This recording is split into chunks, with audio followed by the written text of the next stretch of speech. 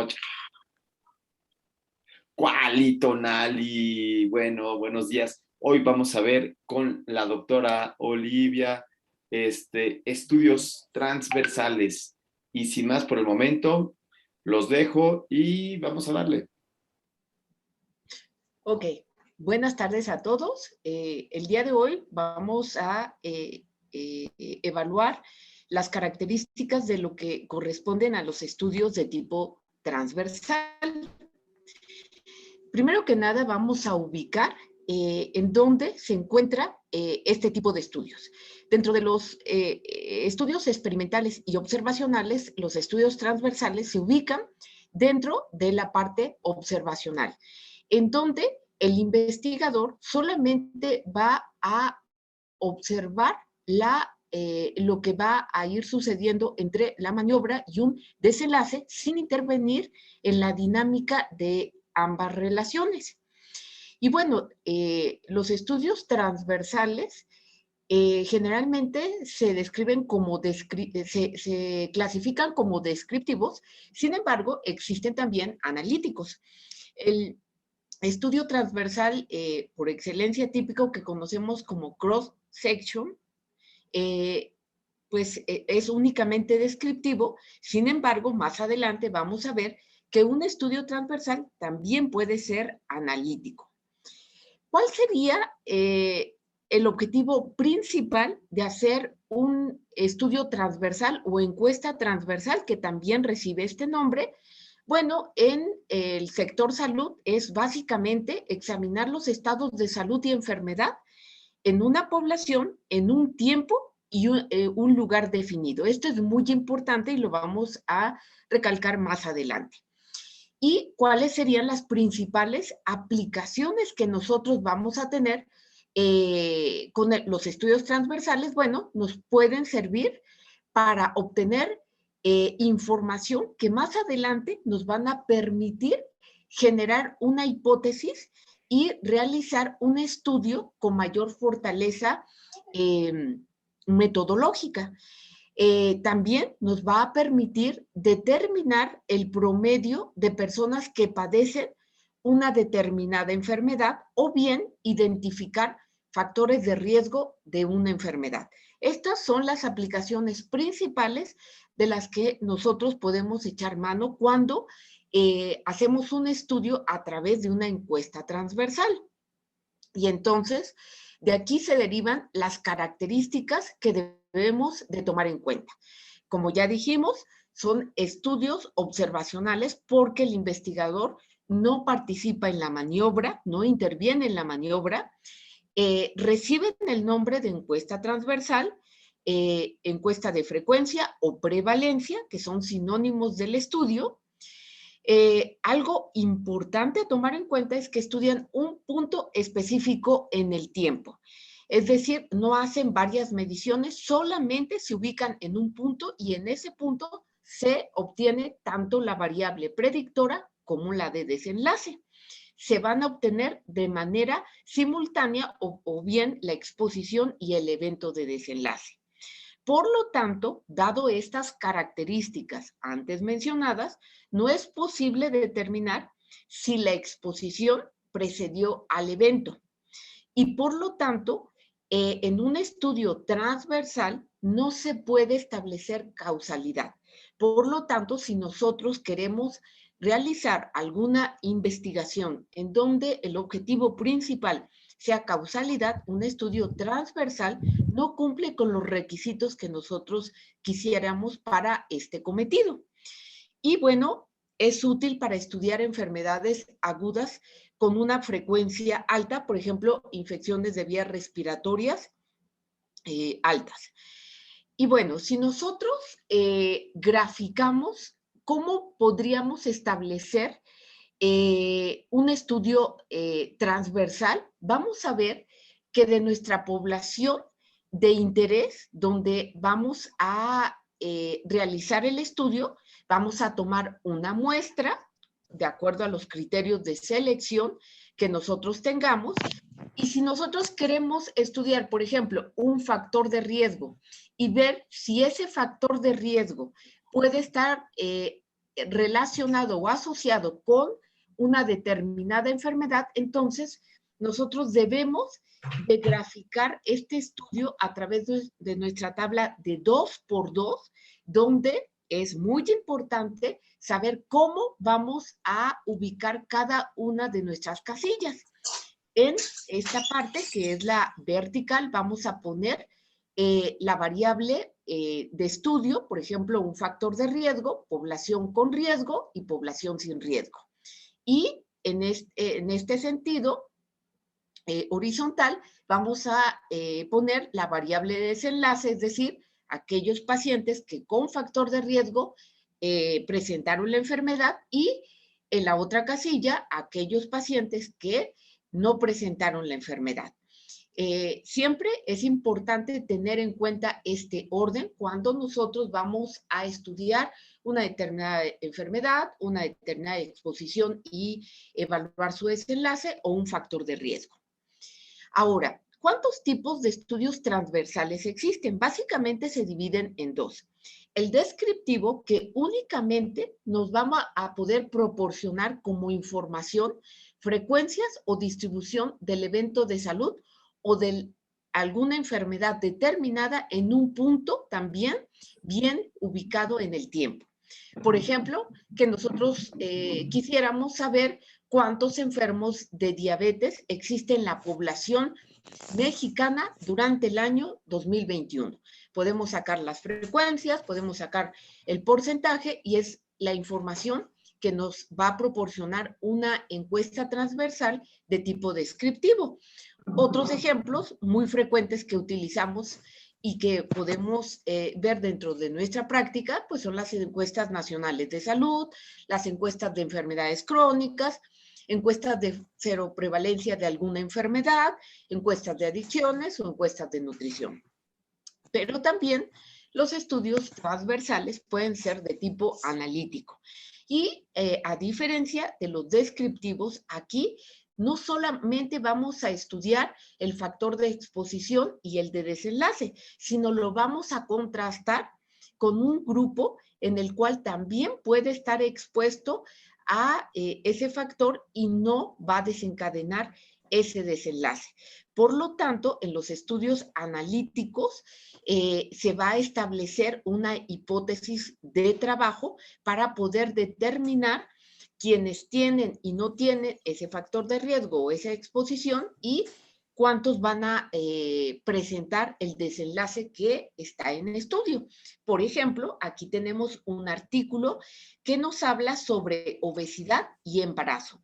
Es un estudio transversal en donde se están evaluando mujeres embarazadas de bajo riesgo. ¿Cuál fue, en términos generales, el objetivo de este estudio? Bueno, determinar si la obesidad tiene relación en las mujeres embarazadas que presentan un embarazo de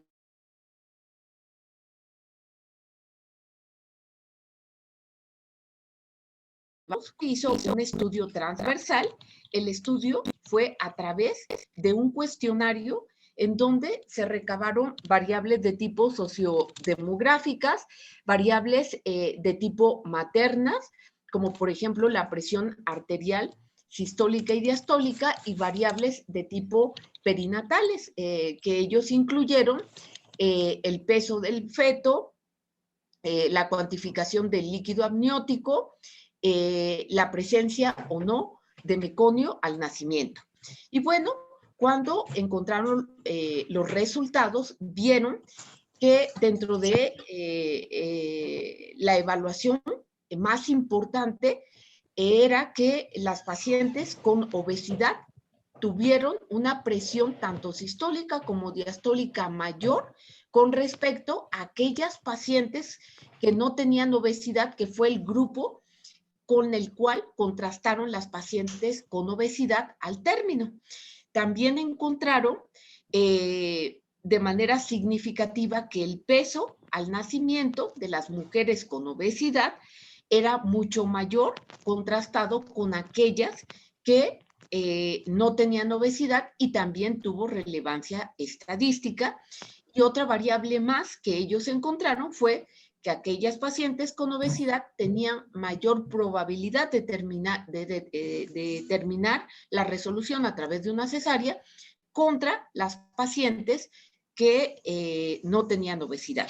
Por lo tanto, al final este estudio, la recomendación que hace es que las pacientes de bajo riesgo que presentan obesidad, se recomienda inducir el trabajo de parto antes de llegar a las 40 semanas, dado que esto impacta en el peso y por lo tanto en el incremento del riesgo de terminar en una cesárea. Entonces, si ustedes ven, fue un estudio sencillo, fue transversal, donde lo único que hicieron fueron comparar la variable de exposición, que fueron mujeres obesas contra mujeres no obesas, y las variables de desenlace, que fueron todas las que ya comentamos, tanto maternas como perinatales.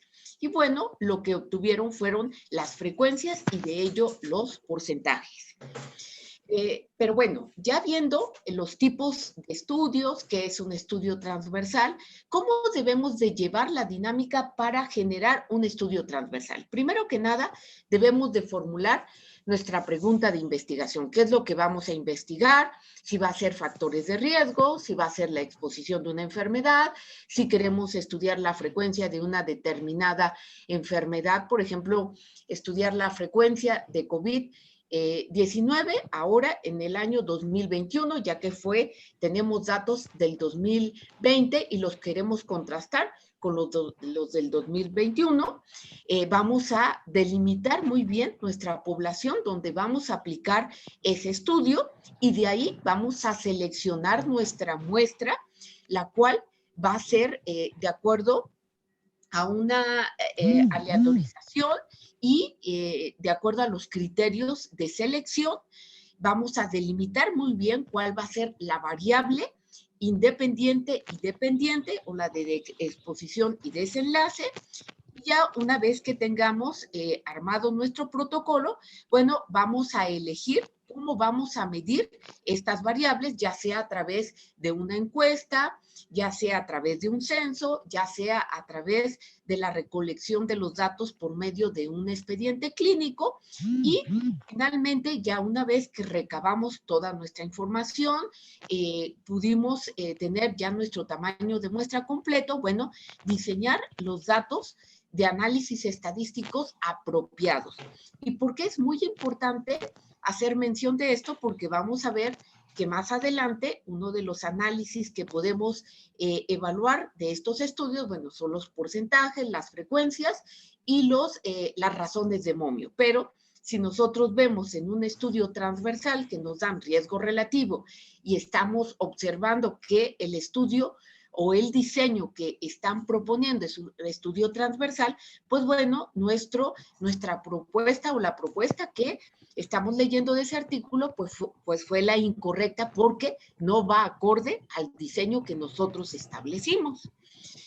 Y bueno, hay que puntualizar dentro del el diseño del protocolo que cuando nosotros vamos a delimitar nuestra muestra, este muestreo o la recolección de los pacientes o elementos de nuestro estudio tiene que ser a través de un muestreo de tipo probabilístico y que ¿por qué tiene que ser probabilístico? Porque así nos va a permitir tener una buena representación de la población que nosotros estamos estudiando y por ende vamos a poder realizar inferencias de tipo objetivas.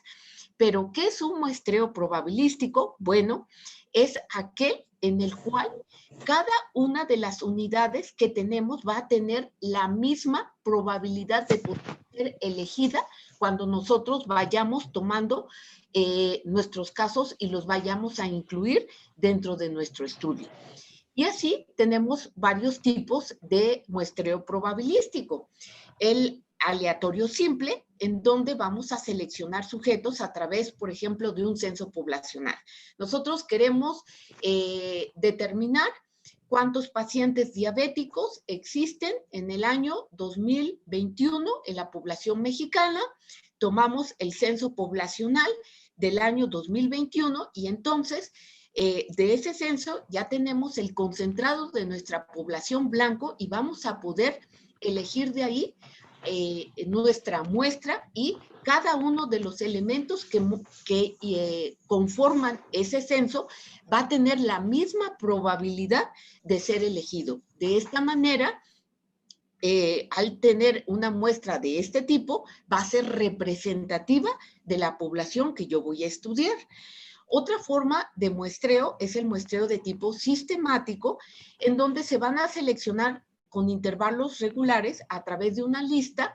Por ejemplo, si yo quiero saber cuántas pacientes diabéticas existen en mi unidad hospitalaria y que están embarazadas, entonces pues yo tomo el registro hospitalario de todas las mujeres embarazadas que tengan una determinada enfermedad que yo quiera estudiar, por ejemplo, diabetes o hipertensión, y de ahí, cada 5 lugares, yo voy a elegir las pacientes que voy a ingresar a mi estudio y de esa manera, de manera sistemática, yo estoy eligiendo mi muestra.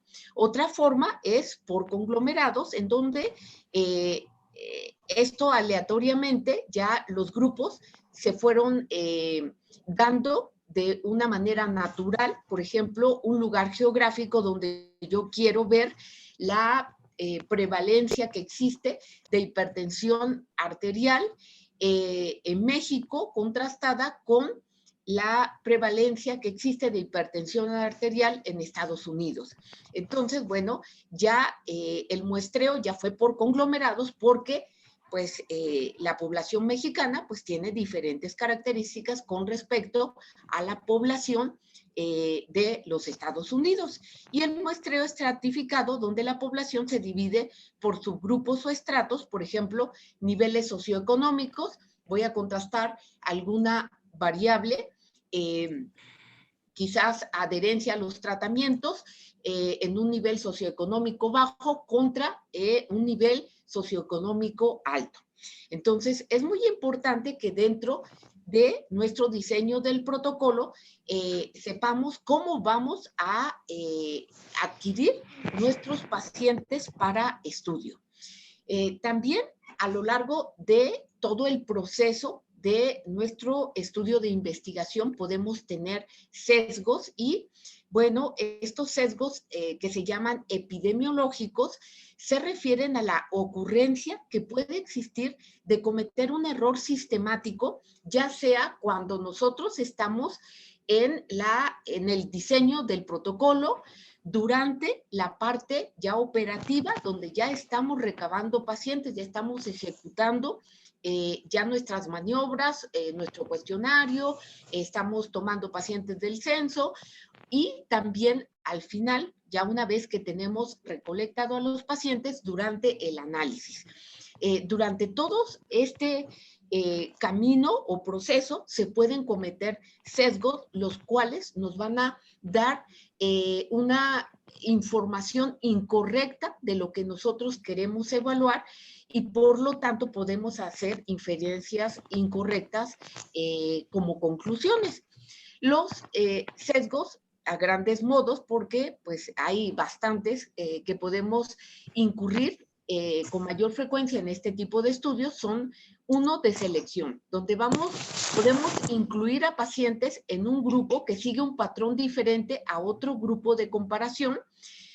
Por ejemplo, cuando nosotros queremos ver la exposición de un factor de riesgo en una población determinada y seleccionamos a los que no tienen el riesgo, que quizás sea más fácil encontrarlos, contra los que sí tienen el riesgo y quizás nos cuesten trabajo. Entonces nosotros, pues para poder solucionar nuestro problema, les ofrecemos un incentivo económico y entonces, ¿qué va a pasar? Que todas las personas que tengan quizás bajo nivel socioeconómico, pues van a ingresar por la necesidad de ese incentivo. Y por lo tanto, la población de ese subgrupo que va a tener el factor de riesgo, pues va a estar sesgado porque voy a incluir muchos pacientes con bajo nivel socioeconómico y no representativos de todos los niveles. También puedo cometer un sesgo de información en donde los datos de la variable de interés son recolectadas de manera diferente en dos o más grupos. Existe un error en la interpretación que yo estoy haciendo de la asociación de mis dos variables de estudio. Un ejemplo muy frecuente es cuando se hace alguna entrevista en pacientes que tienen contra la célula. Quizás el entrevistador, si conoce cómo es la evolución de esta enfermedad, entrevistando al grupo que va a tener la enfermedad, entonces quizás la forma de dirigirse y de entrevistar a ese subgrupo puede ser diferente al grupo que no tiene la enfermedad y por lo tanto aquí va a haber ese sesgo de información porque puede obtener más información del grupo que tiene la enfermedad debido a que lo hace de manera más intencionada. Otro de los sesgos que se pueden presentar es el sesgo de confusión y esto se va a presentar al final cuando ya recabamos toda nuestra muestra y vamos a analizar la variable o las variables de desenlace y entre ellas podemos tener variables confusoras, las cuales pueden impactar en nuestra variable de desenlace principal y por lo tanto dar conclusiones erróneas precisamente porque no analizamos esas potenciales variables que nosotros tenemos en nuestro estudio. Por lo tanto, debemos de tener cuidado porque los sesgos se pueden generar desde que nosotros estamos diseñando nuestro proyecto y estableciendo los criterios de selección, de inclusión, de no inclusión o de exclusión. También los podemos cometer durante la maniobra, que en este caso pudiera ser la entrevista o la selección de los pacientes a través de una encuesta. Y bueno, ¿cuáles serían las ventajas que tiene un estudio transversal? Primero que nada, pues son otra de las grandes ventajas que tiene un estudio transversal es que se va a efectuar en poco tiempo. A diferencia de los estudios de corte o un ensayo clínico aleatorizado, donde pues el tiempo es mucho mayor, la gran ventaja de los estudios transversales hace que el tiempo es reducido y por lo tanto no hay problema de pérdidas de pacientes a lo largo del tiempo, porque en el mismo momento que nosotros evaluamos la exposición, en ese momento o en ese punto en el tiempo también vamos a evaluar resultados. Por lo tanto, nos puede proporcionar un estudio de este tipo información relevante para organizar programas de salud. Por ejemplo, los censos nacionales de salud que nos permiten dar un estudio o un diagnóstico determinadas de enfermedades para tomar acciones de salud contra las prioridades o los elementos que nos están dando esas encuestas. También nos proporciona información útil para prevenir enfermedades.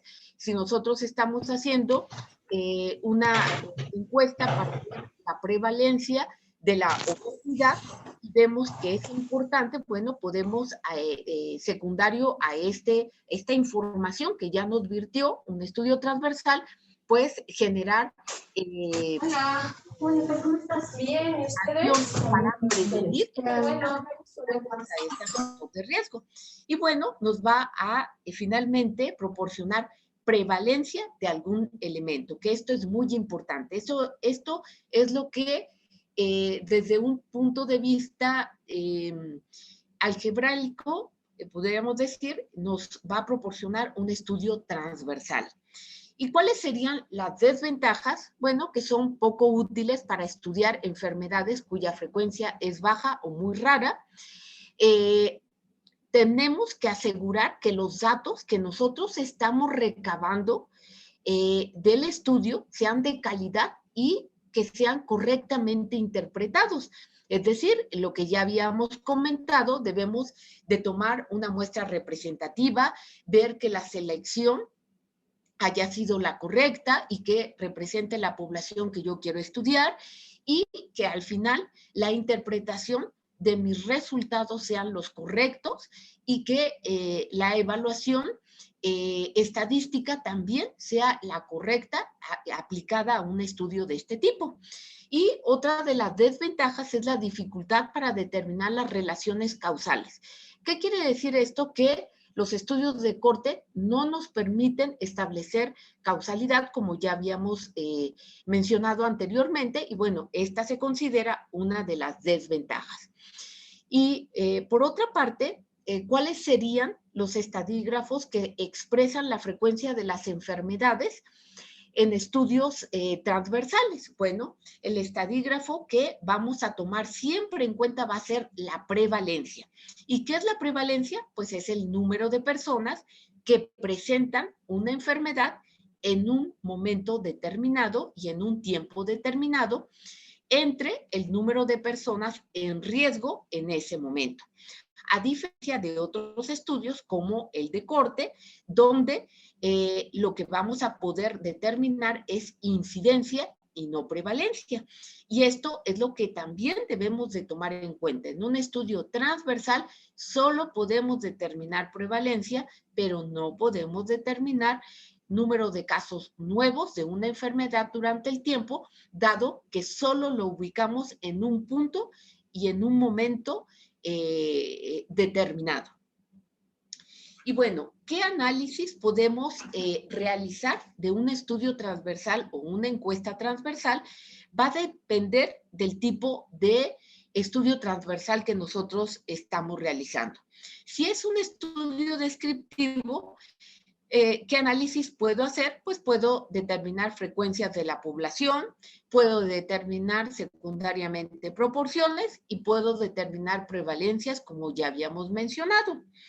Pero si es un estudio de tipo analítico, lo que vamos a poder obtener va a ser la prevalencia de la razón de momios, que conocemos como los famosos odds ratio, y la razón de prevalencia.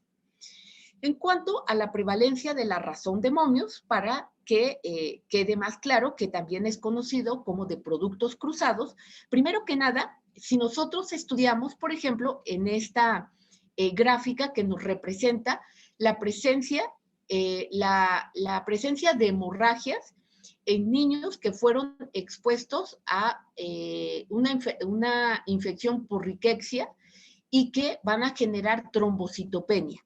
Entonces, aquí vamos a ver nuestra tabla de 2x2, en donde vamos a poner la presencia de trombocitopenia y ausencia, que es nuestra variable predictora, y la variable de desenlace, si presentó o no hemorragia.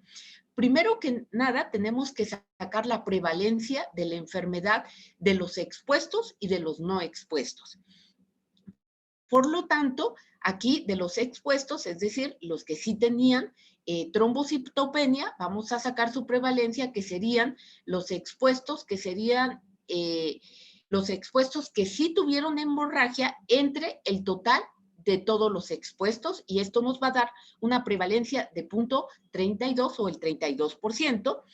Y por otro lado, vamos a sacar la prevalencia de los no expuestos que tuvieron o no hemorragia, que serían 58 entre 15 entre 70, que nos da una prevalencia de los no expuestos de 0.21. Ya tenemos la prevalencia de ambos grupos y ahora vamos a determinar nuestro odds ratio o prevalencia de razón de momios, que como decía es la razón de productos cruzados. ¿Por qué? Porque es la relación que nosotros vamos a tener entre los pacientes que presentaron la enfermedad y tienen hemorragia multiplicado con los pacientes que no presentaron la enfermedad y que tampoco tienen hemorragia, y esto dividido entre los pacientes que tienen la presencia de la exposición o trombocitopenia multiplicado por aquellos pacientes que no tienen la trombocitopenia, pero que sí tuvieron hemorragia, y por lo tanto, al final, si nosotros hacemos esta evaluación, nos va a dar un odds ratio de 1.77. Y bueno, otro de los análisis que podemos determinar de las encuestas transversales es la razón de prevalencia. La razón de prevalencia se considera como un análogo de la razón de prevalencia acumulada que corresponde a los estudios de corte. ¿Y cómo la vamos a determinar? Bueno, una vez que nosotros ya sacamos la prevalencia de los pacientes expuestos, que serían 30 entre 42, contra los pacientes que no fueron expuestos, que serían 10 entre 70, y después hacemos una relación de ambas, vamos a poder obtener nuestra razón de prevalencia. Entonces, estas dos evaluaciones podemos determinar de un estudio transversal cuando este es de tipo analítico.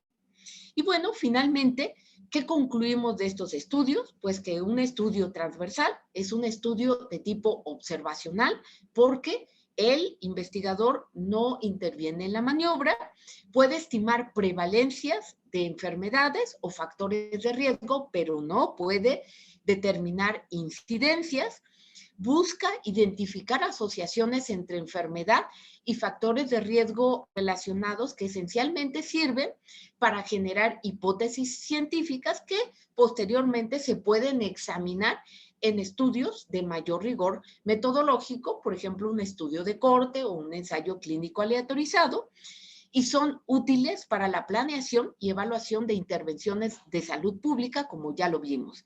Si nosotros hacemos un diagnóstico situacional de las enfermedades más prevalentes en nuestra población y obtenemos una información a través de una encuesta transversal, pues eso nos permite hacer programas de salud más precisos y correctos de acuerdo a ese diagnóstico que ya realizamos.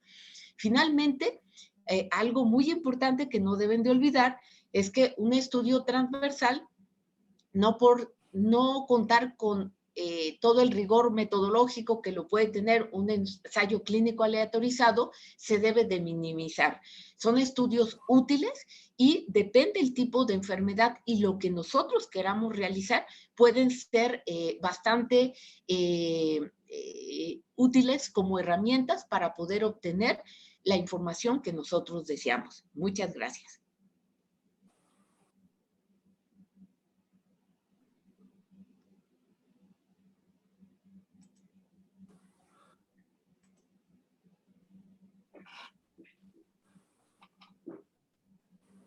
Muy bien, Oli.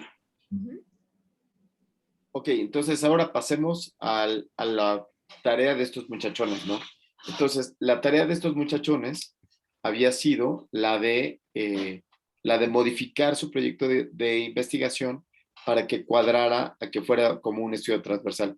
Entonces, ¿qué les parece si empezamos con el primero? Siempre debe ser el primero, ¿no? Entonces, ¿qué les parece si empezamos con Miguel? Venga, Miguel. Hola, ¿cómo están? Buenas tardes. Sí, yo estuve viendo el estudio y lo modifiqué. Permítame un segundito. Oli, ¿puedes dejar de compartir tu pantalla? Sí. Todo tuyo, Oli. Te dejo a Miguel para que lo apoyes. Nada más, aquí está. Ya está. Sí, ahí está. ¿Ya ven la pantalla? Sí. Sí. Ok. Bueno, esto es lo que es la encuesta transversal. Un pequeño repaso. Pues que ese es el estudio más sencillo que podemos hacer. Está limitado muchas aseveraciones que pudiéramos realizar sobre el estudio. Va a tomar una pequeña muestra representativa de la población y nos puede ayudar a comparar dos o más variables. Puede ser útil como un estudio retrospectivo y transversal. Sin embargo, A veces es imposible determinar si la maniobra que hicimos precedió al resultado. No existe una selección de la población a partir del desenlace y va a medir solo la exposición a la maniobra. Y bueno, pues esto también podemos utilizar, bueno, obtener la prevalencia del desenlace que nos había comentado la doctora. En mi estudio lo modifiqué y quedó más o menos así. Voy a tomar un grupo de niños de 6 a 15 años de edad que padecen dolor y cáncer, que se encuentran en el servicio de pediatría del HGR 251 Metepec de IMSS. Y vamos a crear 3 grupos de acuerdo a las fases del desarrollo e intervenciones hipnóticas recomendadas por Piaget y Erickson. Inicialmente vamos a hacerles una encuesta preguntando la causa del dolor, localización del dolor, duración, historia analgésica previa, vía de administración de analgesia, tipo de intensidad de dolor a través de las escalas de Face and Pain y Gustav Rossi. Posteriormente vamos a dar una sesión de hipnosis, posterior la aplicación de analgesia o conjuntamente la aplicación de analgesia, y una vez concluida la sesión volveremos a aplicar la valoración de intensidad del dolor, nada más así en un solo momento, para que sea transversal. No sé si tengan alguna duda. Bueno, a ver, primero, ¿cuál sería la población de estudio? ¿Cómo defines tu población de estudio? Niños con cáncer. Ajá. Niños con cáncer de 6 a 17 años, bueno, de 5 a 17 años, que se encuentran en el servicio de oncología pediátrica del Hospital HGR 151 del IMSS. Vamos a aplicarles una maniobra con... Que esa maniobra es tu encuesta. Exactamente, sí. Y esa encuesta ya está validada, ya está, digamos, probada previamente. Lo que es, no tengo una encuesta validada.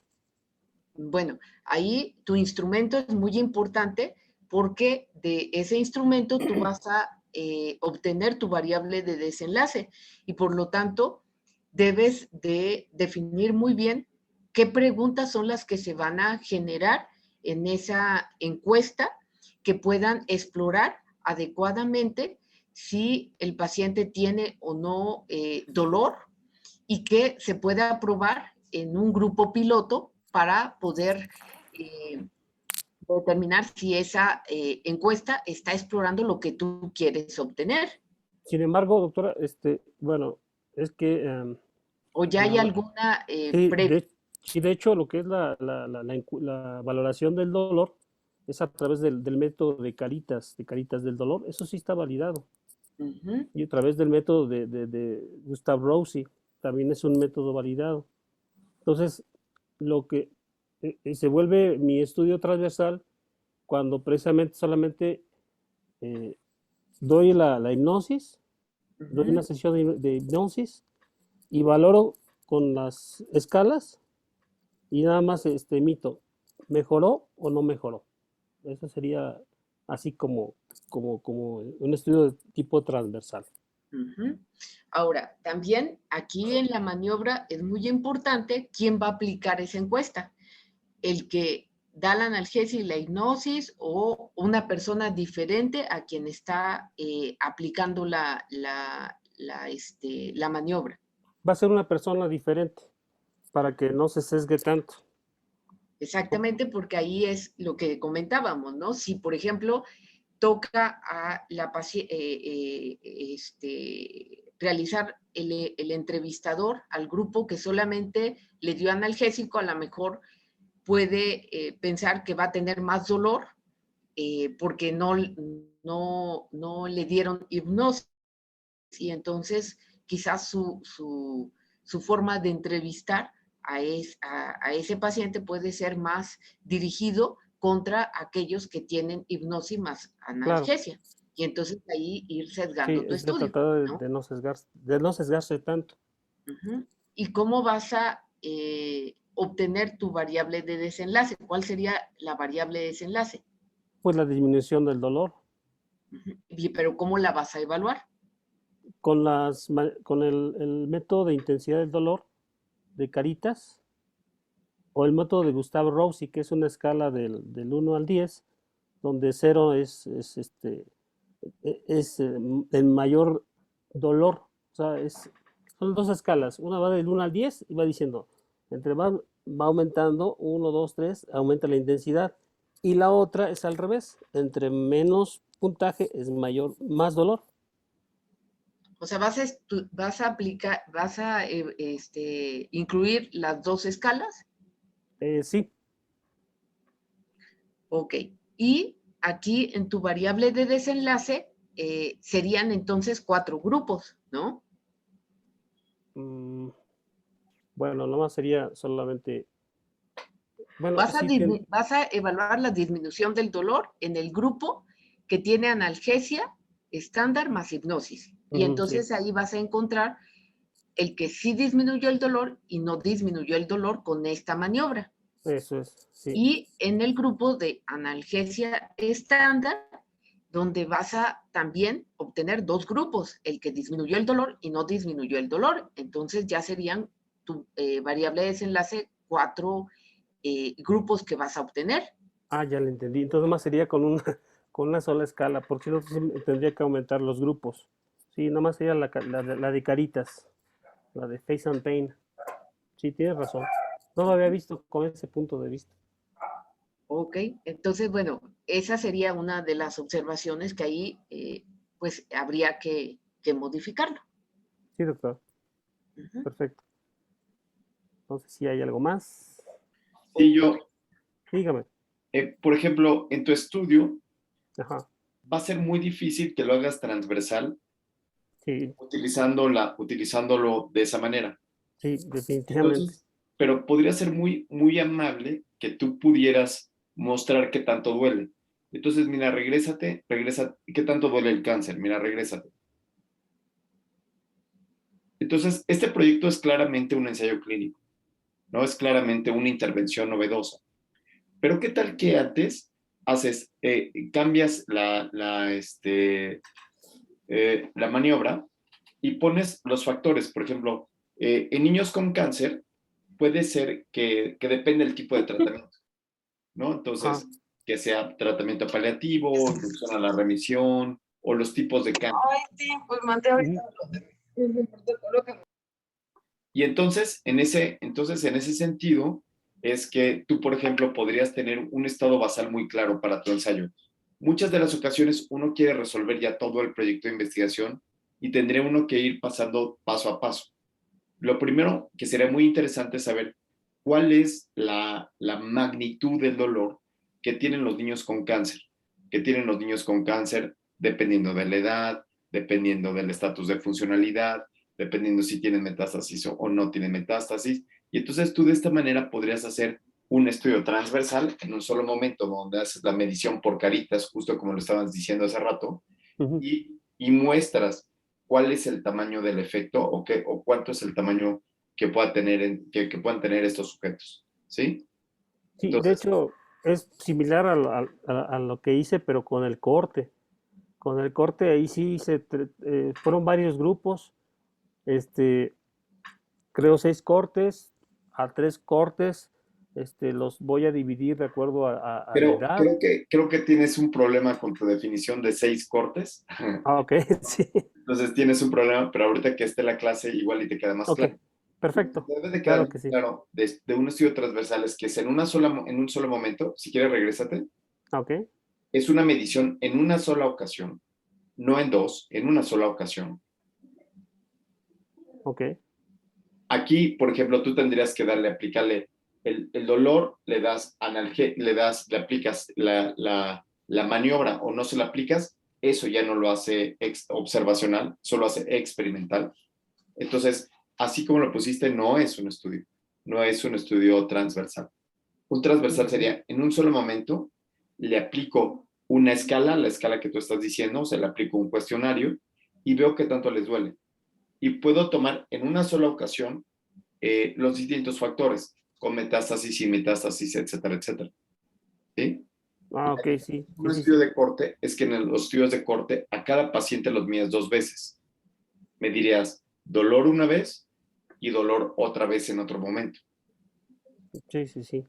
¿Sí? Ok. Porque por ahí escuché que había varias cortes. Entonces ahí es donde sería interesante de cómo lo deberías demostrar, ¿no? Sí, sí, sí. Sí, ok. Muy bien, doctor. Perfecto. ¿Alguien más? Todavía tenemos tiempo de uno más, ¿no? ¿No, Oli? Ah, sí, tenemos tiempo de uno más, Oli. En lo que viene la buena... ¿Alguien más? ¿Alguien más? Tienes que dejar de Sí. compartir la pantalla. ¿Qué le pongo? Aquí el push. ¿Sí? Ay, sí, ayuda. Herbert, ¿quieres? Sí, doctor. Ok, entonces tienes que ponerle escape y dejar de compartir pantalla. Ah, Arriba dice dejar de compartir pantalla. voy a salirme y ahorita entro otra vez. Ok. Entonces todavía tenemos aquí unos supervivientes. Herbert todavía No sobrevive. sé si ya ven la presentación. Buenísimos. No, ahora ya no la veo yo. Ahorita, ¿Ustedes la ahorita nada ven? más déjala que lo Tampoco escriba. nosotros. Ya no. Esta. Ya. Sí, ¿verdad? Ya se Ya. ve. Bueno, la verdad es que yo tuve que volver a tomar todo y cambiar mi pregunta de investigación y todo. Ahora lo que voy a hacer es justamente como ustedes lo pueden ver, mi pregunta de investigación es ¿cuáles son las alteraciones cardiovasculares en los adolescentes que viven con obesidad sarcopénica? Mi población a estudiar serían adolescentes entre 11 y 18 años, obviamente todos ellos con un índice de masa corporal con mayor a la percentil 95, que es justamente la definición de obesidad, todos también con una sarcopenia, que por definición es una relación masa muscular grasa, menor de 2 desviaciones estándar para la edad y para el sexo, y la fuerza muscular también, menor de 2 desviaciones estándar para la edad y para el sexo. Entonces, mi maniobra sería en un solo momento a estos pacientes que ya tengo identificados con una obesidad sarcopénica, tomar un electrocardiograma, un ecocardiograma y un ultrasonido carotídeo con la finalidad de poder medir el grosor de íntima media carotidia y como mi resultado, perdón, aquí es población a estudiar, es el desenlace o mi resultado, pues sería las alteraciones cardiovasculares. No sé, como que me queda un poco más claro que pues sí podría, o sí es un estudio transversal, ¿no? Porque nada más voy a hacer la medición en un solo momento a esta población que ya tengo identificado con obesidad sarcopénica. No sé si tienen Bueno, algún comentario. aquí lo que tú puedes evaluar nada más con lo que tú estás queriendo estudiar es la prevalencia de alteraciones cardiovasculares en pacientes con obesidad sarcopénica. Sí, claro. Únicamente podrías obtener una información de este tipo, ¿no? Tu población de estudio, pues es la que acabas de mencionar de pacientes adolescentes con edades de 11 a 18 años. ¿Cómo vas a obtener la información de la maniobra?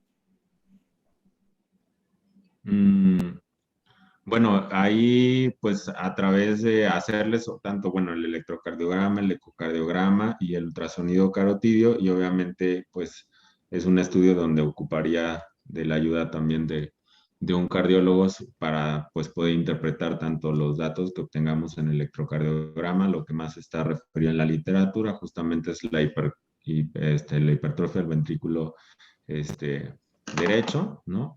Y pues en el ultrasonido carotidio, como les mencionaba, justamente ver el grosor de la íntima media carotidia, ¿no? Y pues nada más. O sea, lo vas a recolectar de los estudios que van Que se van a practicar a la población. cardiólogo. Uh-huh. ¿Y cómo vas a definir tu variable de desenlace? ¿A qué le vas a llamar alteraciones cardiovasculares? Porque estás introduciendo tres evaluaciones, un electrocardiograma, un ecocardiograma y un ultrasonido carotidio. Entonces, ¿a qué le estás llamando alteraciones cardiovasculares?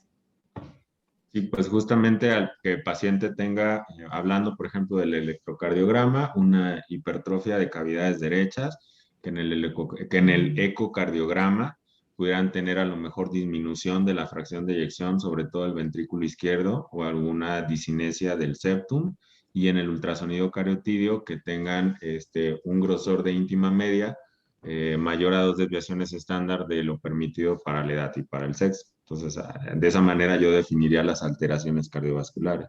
Ajá, y bueno, ya nos definiste las alteraciones potenciales que puedes tener si la variable sale alterada o normal.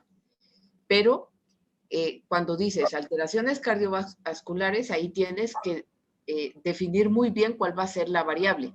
Si el paciente solo tiene el electrocardiograma alterado y el eco y el ultrasonido normal, ¿cómo lo vas a tomar? O si tiene 2 alterados y 1 normal, ahí sí tienes que definir. Con uno que esté alterado, para ti va a ser, por ejemplo, alteraciones cardiovasculares, o forzosamente tiene que cumplir la alteración de los 3. Eso sí lo tienes que definir muy bien. Ok. Uh-huh. Sí, perfecto. Mm.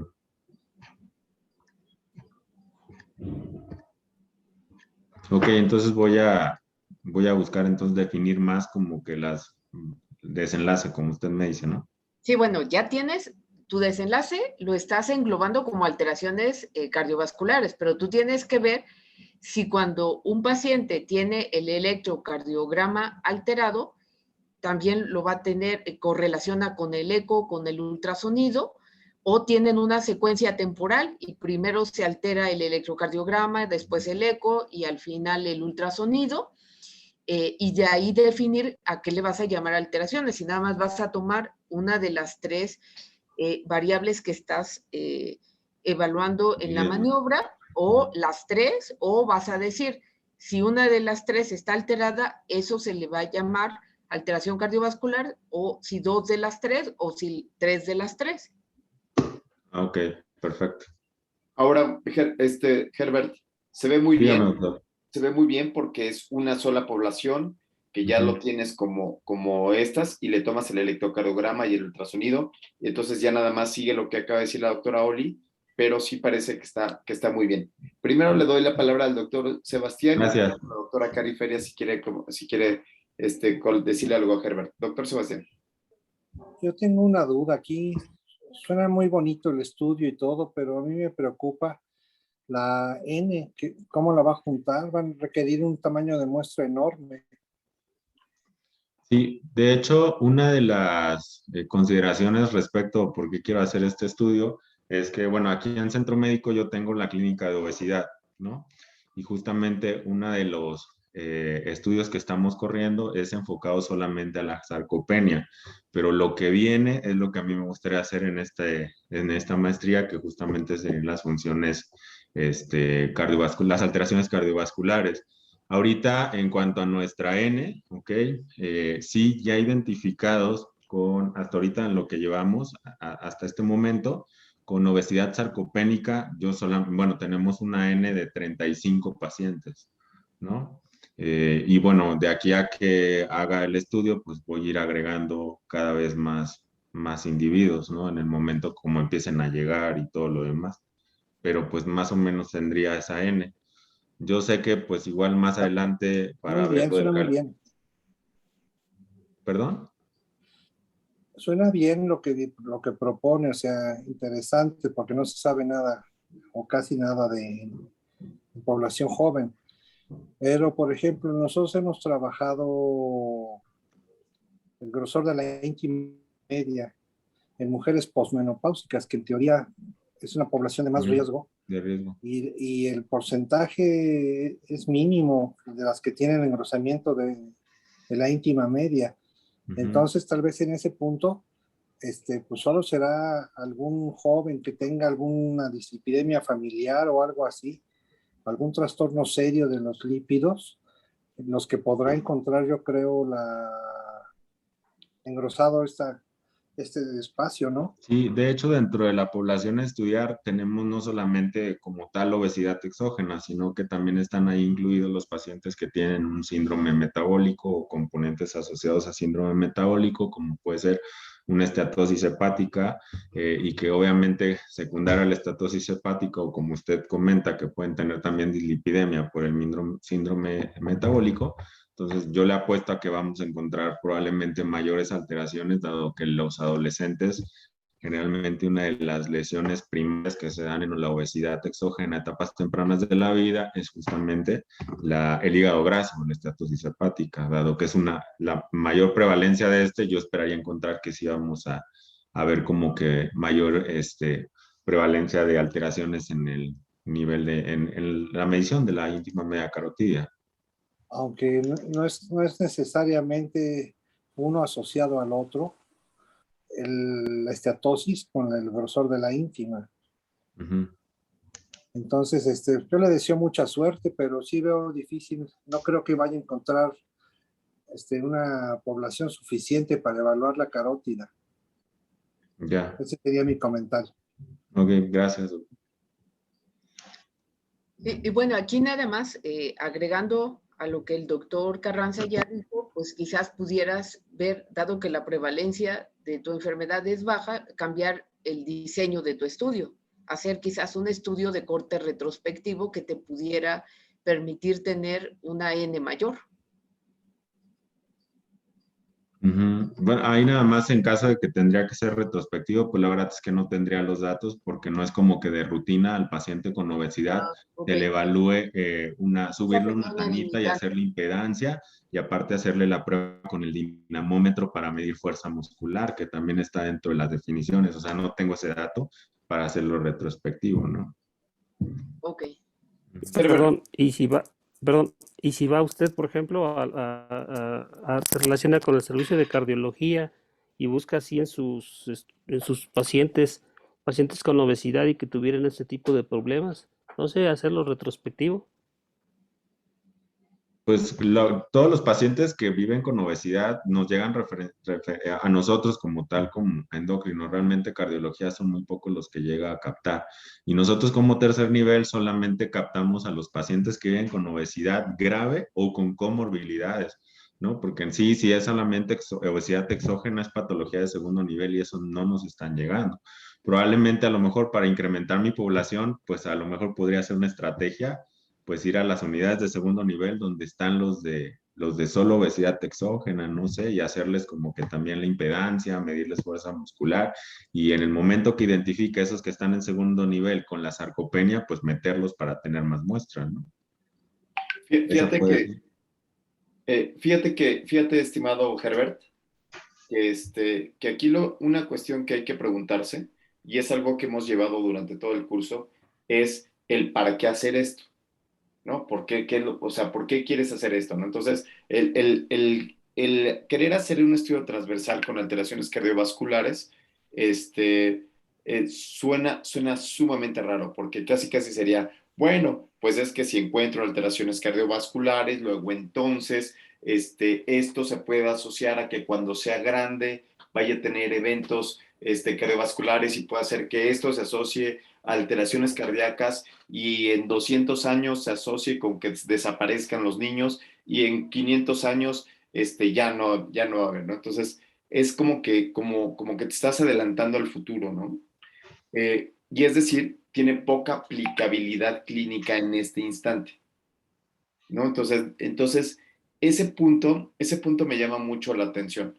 Me llama mucho la atención y me gustaría que tú también lo pensaras en que Okay. la maestría de investigación clínica tiene que ver lo que haces en la clínica, no con tus sueños o no con una posibilidad de que, no, es que sí se ha visto que los que tienen alteraciones cardíacas, güey, no manches, o sea, esto sí al ratito mañana, en 10 años van a tener alteraciones, ¿sí? ¿Por qué te lo digo? Porque el estudio se ve muy bueno si solamente supiéramos cuál es el tamaño del efecto, cuál es el tamaño de la obesidad sarcopénica en México. Entonces, hacer un estudio transversal donde encontramos a pacientes con obesidad, con índice de masa corporal, con una por arriba de la percentila 95, y a esos pacientes les haces un DEXA y les haces la Dinanom. Ese es un estudio muy bueno. Ese estudio es un estudio buenísimo que permitiría ver qué tan grave es el problema. ¿Sí? Okay. Y entonces, a la hora de ver qué tan grave es el problema, Herbert, entonces tú podrías entender por qué hacerlo. O sea, decirle, bueno, después de aquí, ¿qué haríamos? ¿Y cuáles serían los pasos a hacer de esto? El siguiente paso para hacer al respecto querría decir en que probablemente hacer ejercicio, bajarlos de peso, hacer una maniobra. Pero la locura de decir que si un gordito tiene alteraciones cardiovasculares me parece una necedad, como bien lo dijo el doctor Sebastián. El doctor Sebastián dice, ¿y eso para qué lo quieres saber? Ajá. ¿Y eso para qué? Ay, no, pues para saber si sí están muy requete mal. Muy malitos. Bueno, no va a haber poquitos que salgan. Y eso no significa que el problema sea menor. ¿Sí? El problema de la obesidad sarcopédica es muy grave. ¿No? Entonces, un estudio transversal buenísimo sería tomarles electrocardiograma, ultrasonido carotidio, hacerles todo a estos niños y perfilarles y ver cuáles son las características que tienen. ¿Sí? Entonces, tu estado basal sería en pacientes obesos y tu desenlace sería obesidad sarcopénica. ¿Cuántos de estos tienen obesidad sarcopénica medido con todo lo demás, ¿no? Y tienen alteraciones electrocardiográficas. Pero se ve muy bueno el estudio. Sí. Y con este estudio transversal te podrías graduar de la maestría. Herbert, con este estudio transversal te podrías graduar de la maestría. ¿Sí? Jacqueline. Okay. Sí, gracias, doctor. Yo no sé si todavía tenga tiempo para presentarte un poco mi idea. Ok, si quieres, espérame, pase número 1, que Herbert deje de... Sí, voy. Y ahorita vas tú, Jackie. En lo que esperamos a que llegue Dani, que no ha llegado a la canija. Si no, ya voy a tener que saltar yo al quite, porque no llegué. Sí, entonces, bien.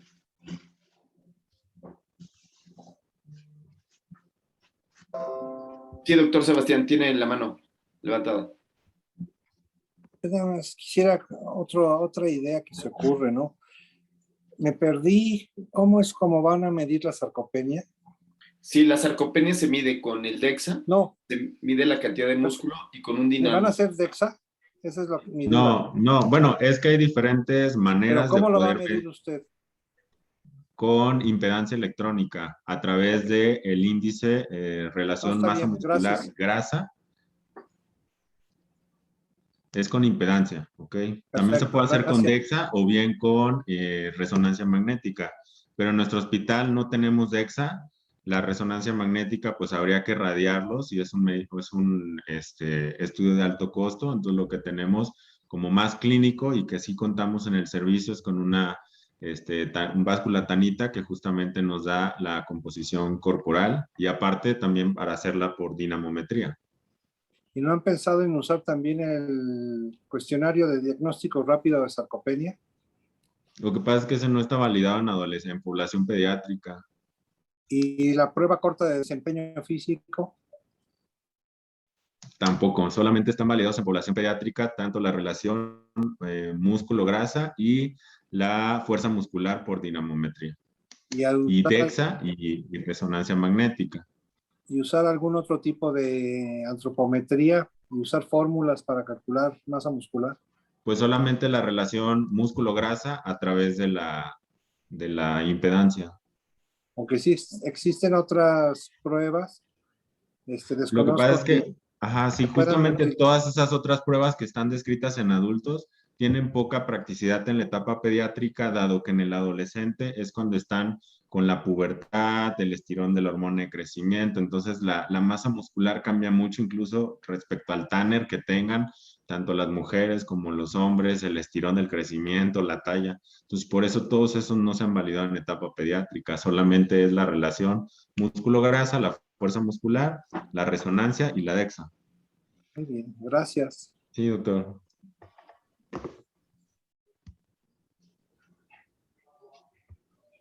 Vas aquí. Oye, Jackie, Bueno, sí, oye, dime. Jackie, ¿tú crees que pueda dar la plática de corte y después te toca a ti? ¿Y después te doy espacio para ti? Sí, claro, absolutamente, sí, sin ninguna prisa. Igual si hay tiempo, bien, si no, igual te lo empiezo a enviar porque no te he enviado mucho. No te preocupes. Entonces, y lo vemos y anexamos la plática, ¿no? ¿Ok? Bueno, pues entonces aquí acabamos la clase.